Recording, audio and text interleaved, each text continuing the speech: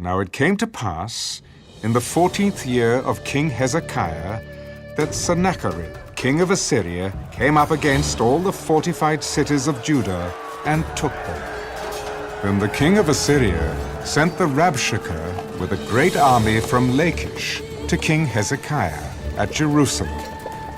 And he stood by the aqueduct from the upper pool, on the highway to the fuller's field. And Eliakim, the son of Hilkiah, who was over the household, Shebna the scribe, and Joah the son of Asaph the recorder came out to him. Then the Rabshakeh said to them, "Say now to Hezekiah, thus says the great king, the king of Assyria, what confidence is this in which you trust? I say you speak of having plans and power for war, but they are mere words. Now in whom do you trust that you rebel against me? Look, you are trusting in the staff of this broken reed, Egypt, on which if a man leans, it will go into his hand and pierce it. So is Pharaoh, king of Egypt, to all who trust in him. But if you say to me, we trust in the Lord our God, is it not he whose high places and whose altars Hezekiah has taken away, and said to Judah and Jerusalem, you shall worship before this altar?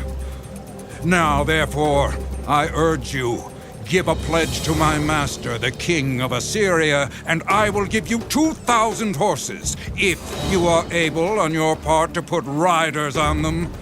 How then will you repel one captain of the least of my master's servants, and put your trust in Egypt for chariots and horsemen? Have I now come up without the Lord against this land to destroy it? The Lord said to me, go up against this land and destroy it. Then Eliakim, Shebna, and Joah said to the Rabshakeh, Please speak to your servants in Aramaic, for we understand it. And do not speak to us in Hebrew in the hearing of the people who are on the wall.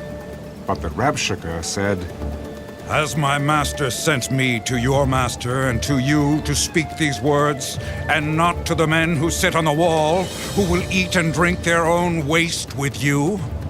Then the Rabshakeh stood and called out with a loud voice in Hebrew, Hear the words of the great king, the king of Assyria. Thus says the king, Do not let Hezekiah deceive you, for he will not be able to deliver you.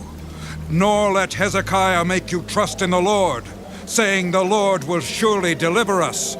This city will not be given into the hand of the king of Assyria. Do not listen to Hezekiah, for thus says the king of Assyria, Make peace with me by a present, and come out to me. And every one of you eat from his own vine, and every one from his own fig tree, and every one of you drink the waters of his own cistern, until I come and take you away to a land like your own land, a land of grain and new wine, a land of bread and vineyards.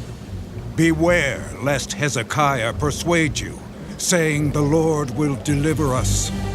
Has any one of the gods of the nations delivered its land from the hand of the king of Assyria? Where are the gods of Hamath and Arpad? Where are the gods of Sepharvaim? Indeed, have they delivered Samaria from my hand? Who among all the gods of these lands have delivered their countries from my hand, that the Lord should deliver Jerusalem from my hand?